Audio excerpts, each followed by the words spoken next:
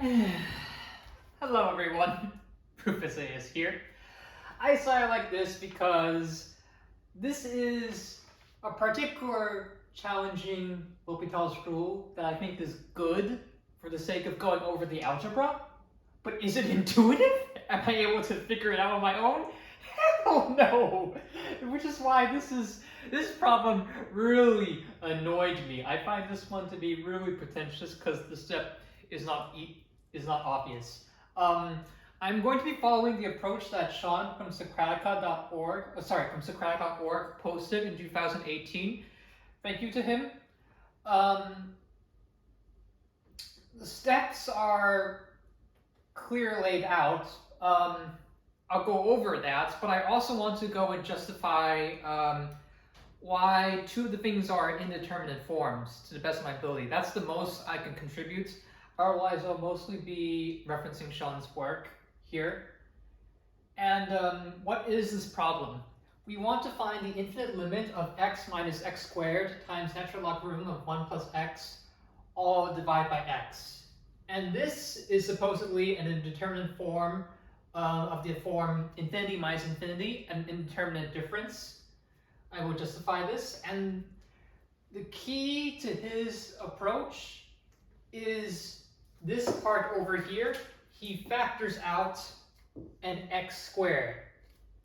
And do not simplify anything with the logarithm. So why? Why did he do that? Or why does this kind of like work for this process? It's because when we factor out an x squared from the x term, we get 1 over x, and we end up with this fraction here. So the natural logarithm, we always want there to be fractions during the L'Hopital's rule. Whenever you're doing L'Hopital's rule, you want everything to consistently be fractions. Specifically, anything of the form 1 over something, so that it can erase and cancel out. So that's what he does. If I indicate over here, you factor out the x squared, this becomes 1 over x minus natural logarithm of 1 plus x over x. This is the form 0 times infinity. I will justify that. And now, this x squared, what he simply did at this point was he rewrote it as dividing by 1 over x squared. So it's a convoluted way of putting the same thing at the bottom of a fraction. Really annoying step, kind of triggers me, but that's how it is. And then, now the main part, which is good key, actually using L'Hopital's rule, which is you take the limit as x goes to infinity or x goes to whatever limit of the derivative of the numerator divided by the derivative of the denominator. So basically breaking how you thought you could do the quotient rule intuitively. It works only for limits. Yep. So you take the derivative of the top, divide by the derivative of the bottom, and this is what we get. And now the rest is just going to be algebra. So I suggest you pay attention now, because I'm going to have to erase. And if you aren't careful, you might miss some stuff. So we have that minus 1 over x squared minus 1 over 1 plus x divided by x times minus 1 over x squared is divided all by minus 2x cubed. That then becomes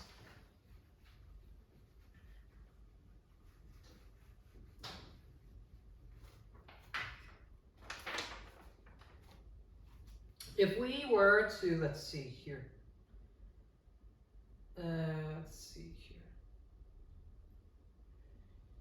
If we had it like that, we would go and add in an extra 1 pair.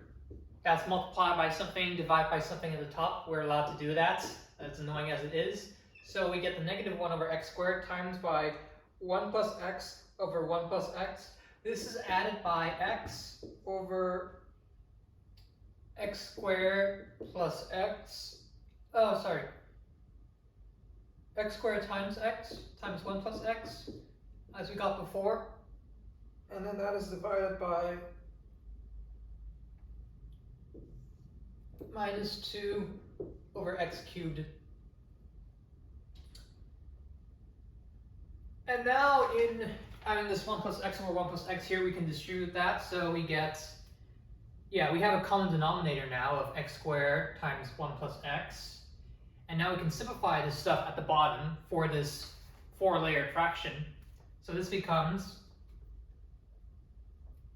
x minus x plus 1. I'm sorry, minus 1. X minus 1. X squared over 1 plus x. Divide by minus 2. Divide by x cubed. And now you go and apply the rule for dividing a fraction by another fraction. So if we know that a over b divided by c over d, if we have this, this is the same as taking the top fraction and multiplying it by the bottom fraction flipped over, d over c. So this will then become, oh, we simplify this, this just becomes minus 1, x squared, 1 plus x, x cubed, minus 2. And now you can divide the x cubed and the x squared together, so you just end up with x at the top, minus x, times, yeah, it should be multiplied, minus 2 times minus x, yeah, minus 2 times 1 plus x. And technically, you can cancel these negative signs out. Now, technically, what he did at this point was that he used L'Hopital's rule again. But I just kind of like, if you were to graph this as a rational function, you should understand that because we're taking this as the limit as x approaches infinity, right?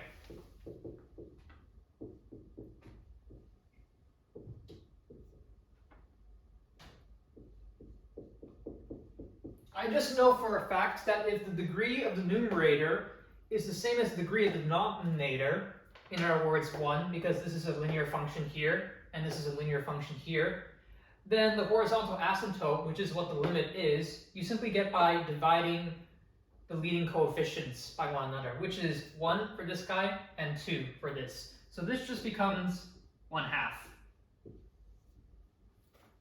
Very, very annoying for me, especially since I couldn't get it on my own. But yeah, that's how it is. Now, I will go and carefully justify why these indeterminate forms are infinity minus infinity and 0 times infinity, which I don't think textbooks do enough of. That's a thing they overlook. So I think this is very useful. Stay tuned for a bit.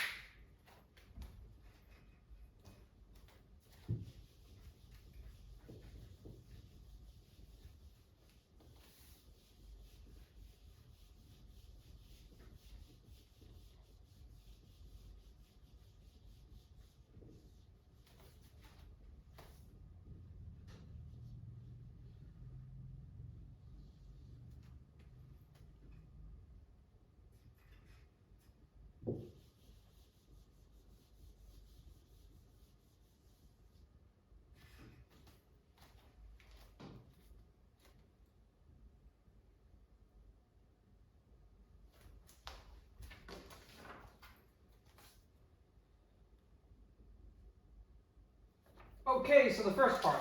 To show that this is the indeterminate form, infinity minus infinity, we need to show that if we plug in infinity into both of these things, that we will get infinity minus infinity. Now for the first part, x, that's fine. That's substitute x for infinity, we're good. Infinity squared, infinity times infinity, you could just think of that as the infinity getting absorbed and you just get infinity itself, so we're fine with that. I just write out infinity squared, infinity times infinity, which just becomes infinity. It gets absorbed into there. But then what about the natural logarithm part? Well, that is simply natural logarithm of 1 plus infinity over infinity. And that becomes natural logarithm of, if we were to divide by these into the inside, this is 1 over infinity plus infinity over infinity. I admit this might be very hand-wavy this might be very hand-wavy arguments I'm giving, but this is fine for a calculus course. So 1 over infinity is 0, infinity over infinity at least is indeterminate, so we get that natural logarithm of 0 plus an indeterminate form, which I'm going to denote I, just becomes the natural logarithm of an indeterminate form. And I guess I have to conclude that that's indeterminate. Again, I'm not very comfortable with analysis, but I'll just put it as it is for now. Feel free to correct me if you're a better analysis than me.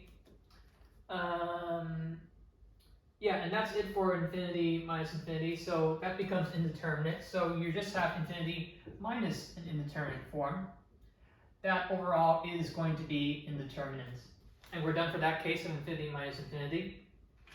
That was a bit tricky, and actually I just came up with that one on the fly. That was different from the working I had over here. But I think it's a lot quicker and faster. This one, on the other hand, this one is easier. This one is the easier. Because if we put in that x equals infinity for here, then we know that 1 over x is going to tend to 1 over infinity, which is going to tend over to 0. On the other hand, if we have natural logarithm of 1 plus x over x, which just simplifies to 1 plus 1 plus 1 over x. This is just going to be, by the same logic, 1 plus 1 over infinity. That's going to tend to 0. So this insignificant thing which is being added doesn't really affect this natural logarithm translation at all. So we just get 1 plus 0, approximately. And then this becomes natural logarithm of 1, which is equal to 0. So then that's just 0 minus 0. 0 minus 0 times infinity squared, which is just infinity. And that is one of our key standard indeterminate products, the only version, infinity times 0. So that's why this thing has to be an indeterminate product. Incidentally, this would be a good place to stop, as Michael Penn says, but just because I went through the work, I want to go through my previous argument, which is a bit more lengthy than showing why infinity minus infinity is indeterminate. What I actually did was I took a look at the derivatives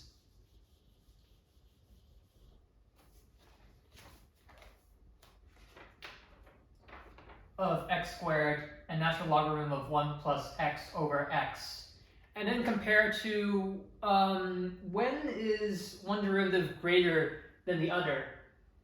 Because since the natural logarithm is the inverse of an exponential function, its rate of change is going to be quite grounded, quite slow.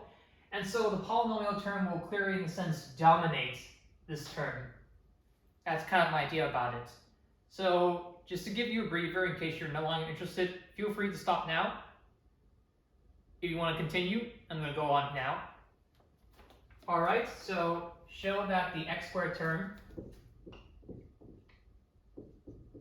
dominates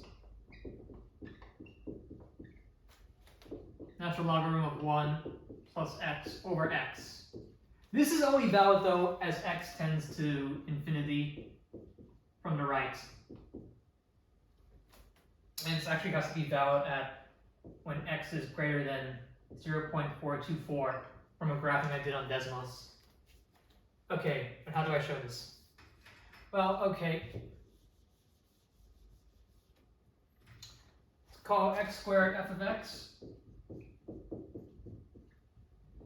df dx. That becomes 2x g of x equals natural logarithm of 1 plus x over x. Then dg dx. This is a composite function. We have to go and take the derivative of a natural logarithm. This is 1 over something, and then multiply by the chain rule. So this is just going to become 1 over 1 plus x over x. And chain rule of this. But then again, you could always rewrite 1 plus x over x as 1 over x plus 1. So that way it's easier. So all we need to do is take the derivative of 1 over x, which then becomes a minus 1 over x squared. And now,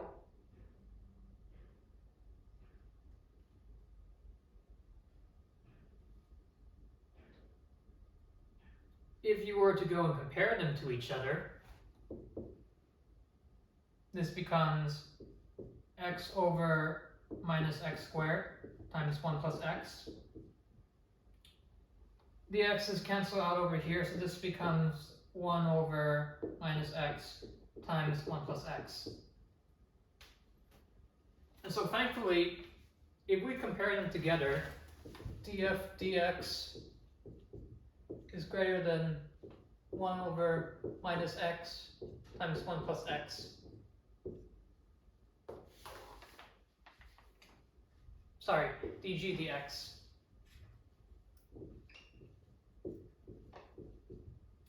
Which is 2x is greater than 1 over minus x times 1 plus x. And that's it. When I graphed this on decimals as two separate lines, I basically got that this is, it's almost like the derivative of the arctangent function, but it's not quite, so we get that the graph of f is 2x like this, and then g looks something like that, and then it intersects at a point,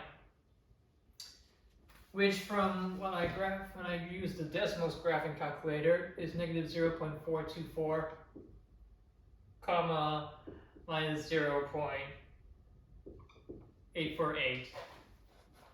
So yes, this will be valid for everything to the left of, to the right of negative 0.424.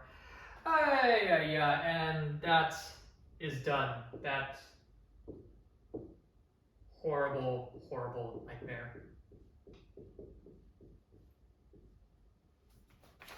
But nonetheless, I think it's worth going through a challenging problem at least. So that's basically it. If you like this video, please feel free to comment, subscribe, ask any recommendations, particularly problems which are kind of might be tricky L'Hopital, but not as bad as this. Oh, I'm so peeved. And feel free to follow on. I think I'll be working on a bit more L'Hopital's problems this couple of weeks. Until then, stay tuned. Thank you.